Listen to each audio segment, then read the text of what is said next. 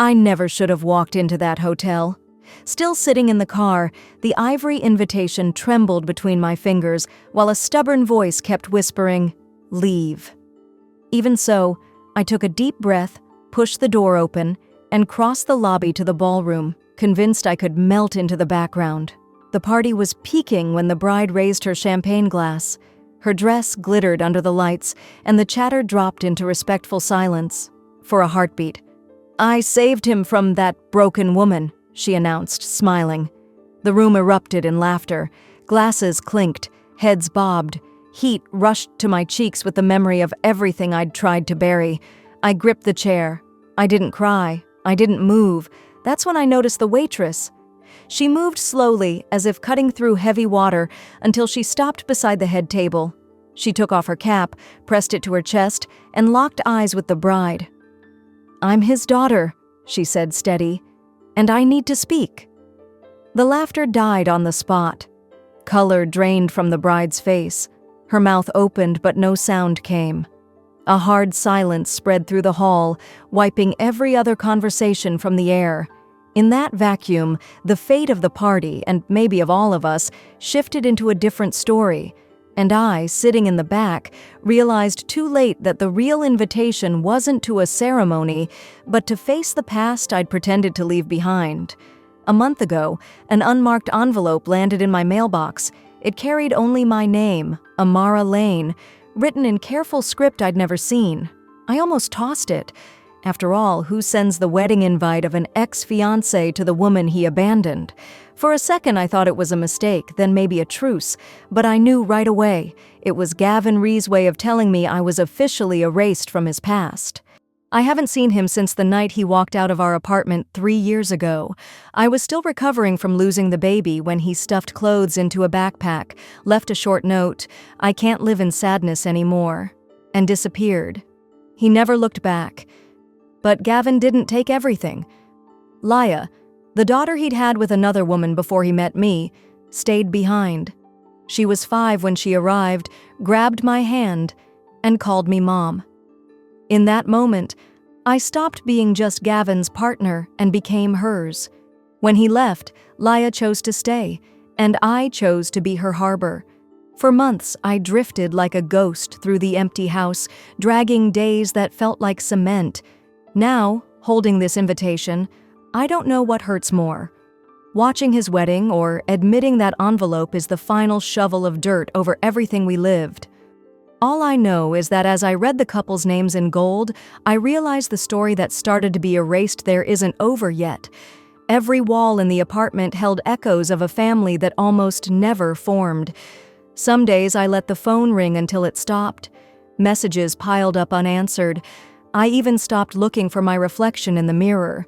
The only routine I kept was Laya's. Lunch in the backpack, braids tight, spelling list read between breaths to hide the tears. One of those nights, after another collection call, I collapsed on the cold bathroom floor. Laya, then 10, pushed the door open, sat beside me, and handed me a peanut butter sandwich. "You forgot to eat," she said. That's when I knew I wasn't alone. If she wasn't giving up on me, I couldn't either. 2 years of therapy followed, temp jobs and late nights highlighting self-help books, until I felt human again. Bit by bit, I regained lost pieces. I built websites, logos, whatever came my way as a freelancer. We moved to a smaller place near her school, and the kind of laughter that rattles your ribs started to show up again. When the invite arrived, I left it on the kitchen table for days. Only later, with steady hands for the first time in ages, did I tear the envelope. Inside was the next chapter of our story, and this time I was ready to read it to the end. Laya held the invitation for a moment, then lifted the card and read it out loud. "You should go," she said. "Not for him, for you." I sighed. "For what?" I asked. "To watch him start over with someone prettier, richer?" She shook her head. "Number, so he understands what he lost." Her confident tone at 16 surprised me. While I still saw myself as the broken piece Gavin left behind, Laya saw someone whole, someone ready to challenge the past. I gave in. Uncle Joe, who'd raised me since Mom left, offered to drive. He never bought Gavin's easy smile or the vacant look that came with it. When we climbed into the car, I asked him to sit with me in the last row. I didn't want spotlights, just company. On the way, I imagined small embarrassments, a whisper here, a sideways glance there. Nothing I couldn't swallow. But the hall we entered held another agenda, an elegant trap dressed in white lace and gold chandeliers. Pause there for a second. Before the mic was raised, before glasses clinked and false words flowed like champagne, I saw him. I saw the man I once loved, and in that instant, something shifted.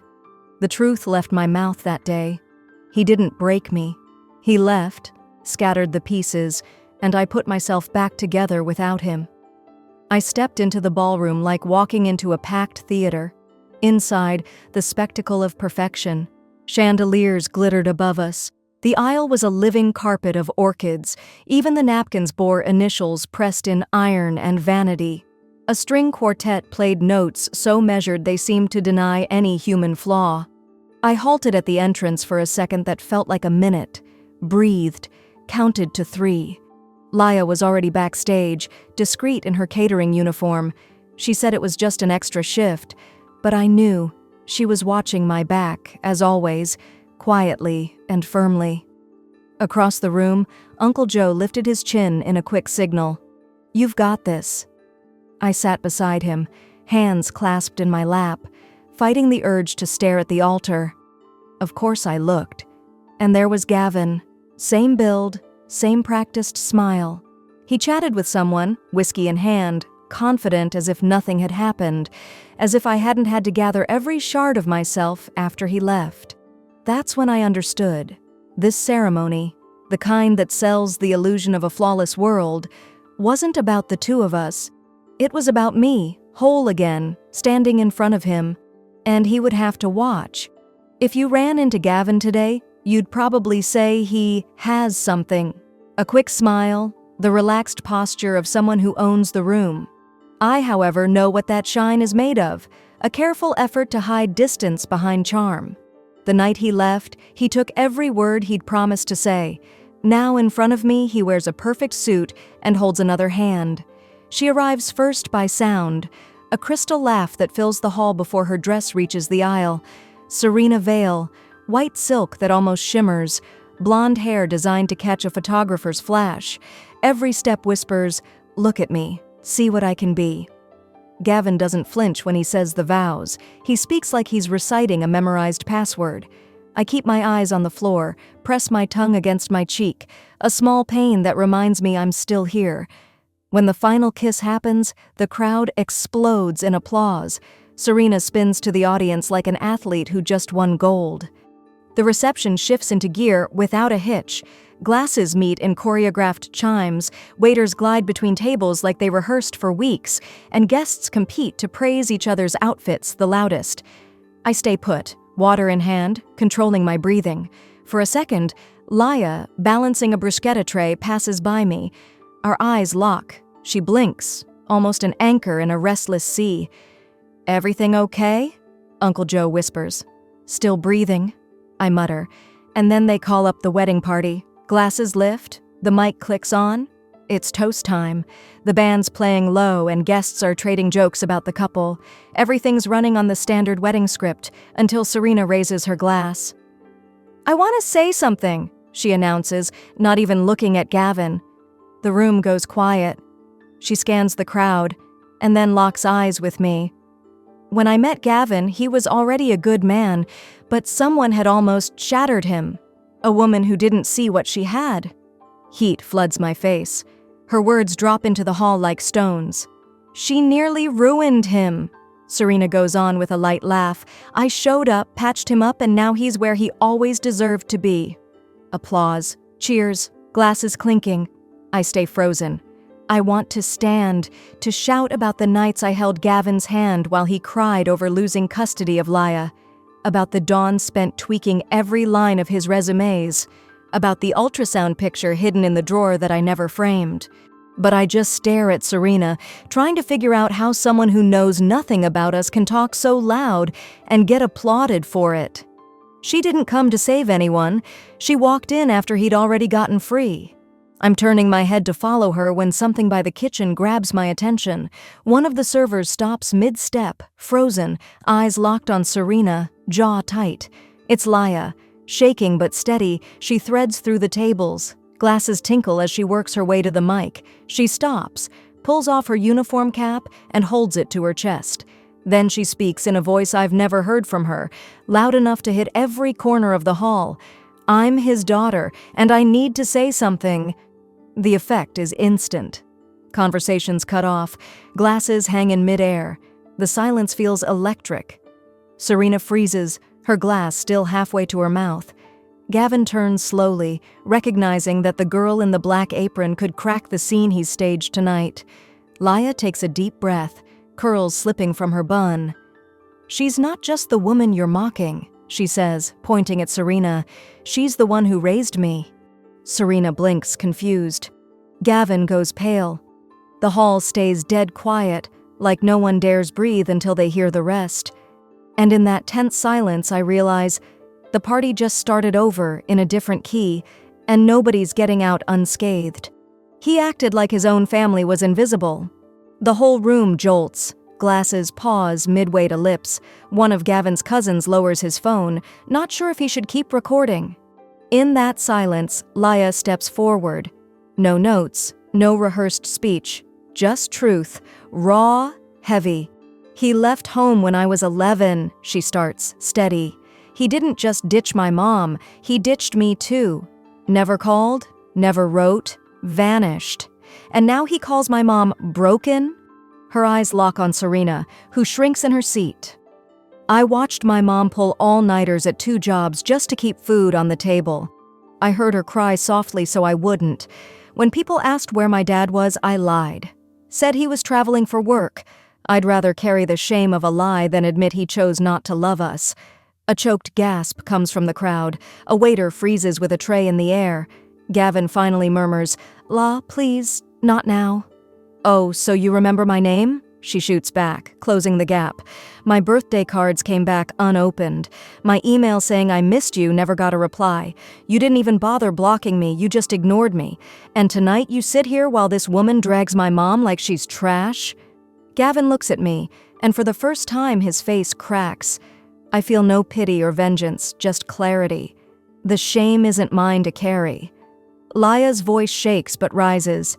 "She didn't break you. You broke yourself, and then tried to bury us like we didn't exist." Serena looks around for support, finds only silence. She turns to Gavin. "Is that true?" He doesn't answer. He stares at his daughter like it's his last shot to fix the past. Laya walks toward me. Every step booms like thunder. When she reaches out, I stand and lace my fingers with hers. That's when I get it. This isn't the end of a scene. It's the start of everything coming next, and nobody can look away. It's almost imperceptible, but it shakes something long asleep inside me. It isn't anger or bitterness. It's strength. Laya raises her voice to the crowd. "She didn't come to pick a fight. I brought her because I wanted to show we don't have to hide anymore."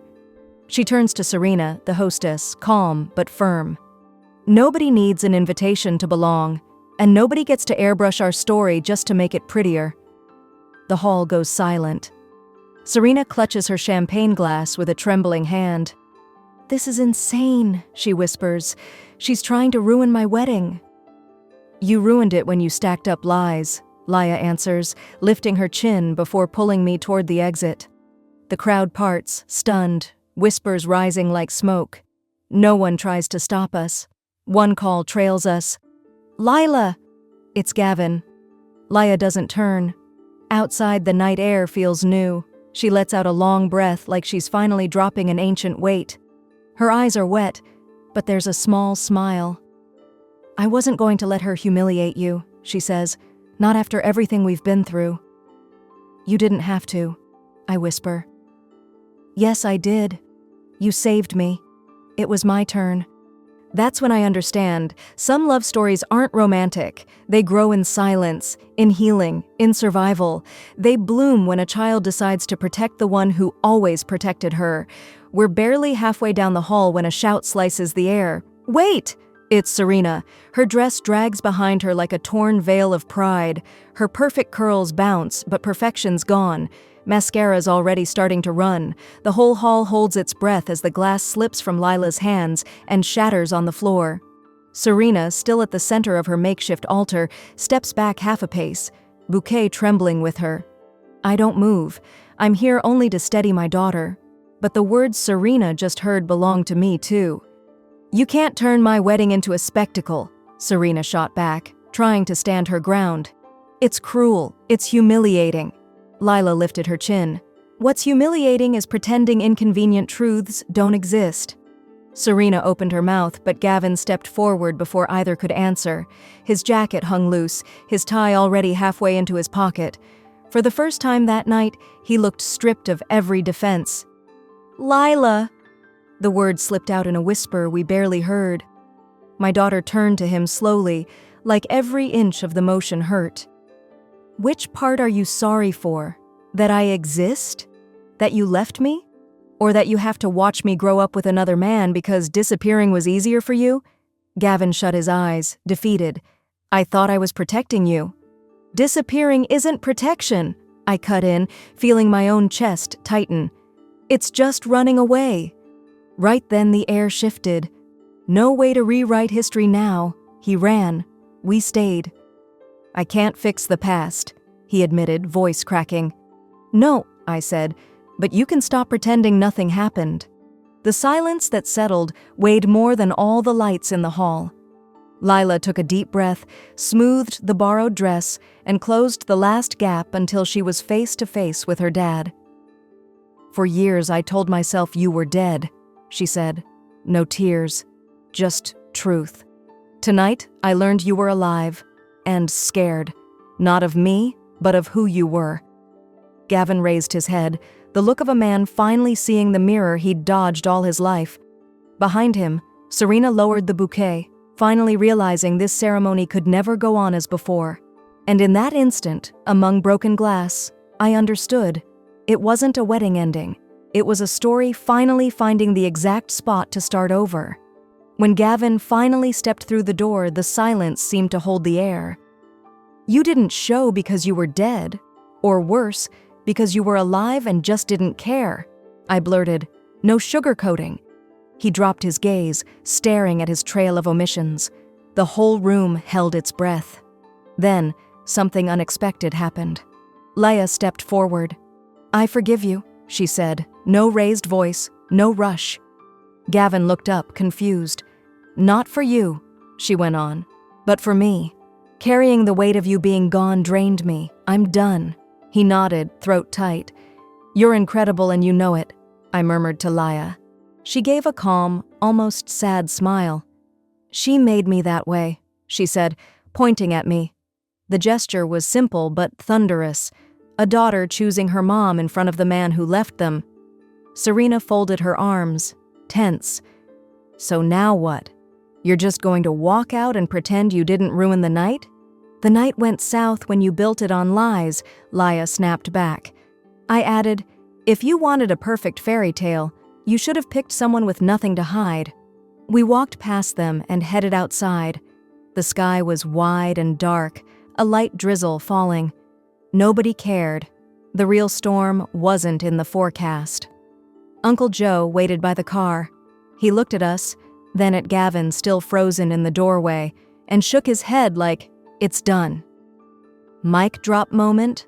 Leia joked. We laughed together. No bitterness, nothing forced, just truth. In that instant, I felt the weight lift. Not because Gavin understood what he'd lost, but because we finally knew who we were, and that was enough. The news spread fast, but not in headlines. By morning, it slid across screens and earbuds, silent TikTok clips, shaky footage from the hall, edits titled, "Waitress Shuts Down the Bride with Epic Speech." I didn't need to watch. I was there. Still, the notifications blew up. People who'd vanished years ago popped up on my phone. Some apologized for disappearing when everything fell apart. Others said, "You were brave." Funny, I didn't feel brave. Not when Serena mocked me, not when Laya stood up to tell the truth. I'd just stopped trying to disappear. Gavin? Radio silence. No call, no text, no explanation. Maybe he knew there was nothing left to explain. His absence said it all. Full stop. Serena trended for about 2 weeks, just long enough to become a meme from the party she threw herself. They say she left the reception early and skipped the honeymoon. Within a month, she moved to another city. And we, who watched that chapter live, turned the page. Did they stay together? Honestly, that was never the point. The real story was always about me and Laya, and who we became when the one who should have protected us simply vanished. The next morning, the air in the house felt different. A heavy silence, but electric. Laya showed up changed, shoulders back, steady step, no more apologizing for existing. I caught her rehearsing a speech in the mirror, not vanity, practice. "I want to start a podcast for girls who think they don't have a voice," she confided, eyes up. Her momentum pushed me forward. I carried an old fear of speaking publicly about abandonment. Some treat other people's pain like a contagion. But after that wedding, I understood. Breaking didn't make me weak. Rebuilding made me stronger. I started writing again. First scattered notes, then short essays. I sent one to a parenting blog, and they published it. The comments flooded in.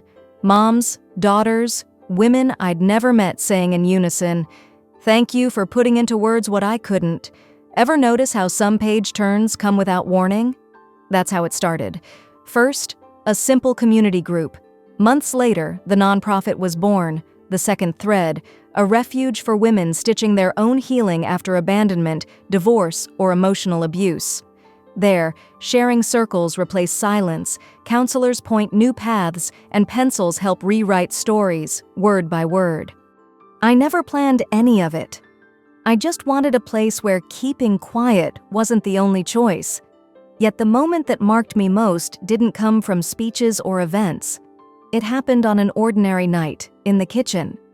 It was January. I was washing dishes. Laya sat on the counter, legs swinging while flipping through her notebook. Without raising her voice, she said, "You know, I used to wish my mom hadn't left." I froze, hands in the water. "But now I get it," she went on. "Maybe she left so I could find you." I didn't answer. I just dried my hands and pulled my girl into a hug that felt like breathing for both of us. Life rarely gives the plot we imagine. Sometimes it rips out pages mid-chapter and leaves us to guess the ending. But when we decide to fight, love, and stay, something extraordinary happens. We get the chance to write a new story. And the best part? This time, we write it together. You don't need anyone's permission to take the first step. If this story reached you and sparked that little flame, the memory of your strength or of the person who stood by you when the rest of the world turned away, hit like right now. Share it with someone who needs to hear that broken isn't the same as worthless. Walking away can look brave, but real courage is staying and walking the road to healing. Have you been through this? Were you the one picking up the pieces when someone else dropped them?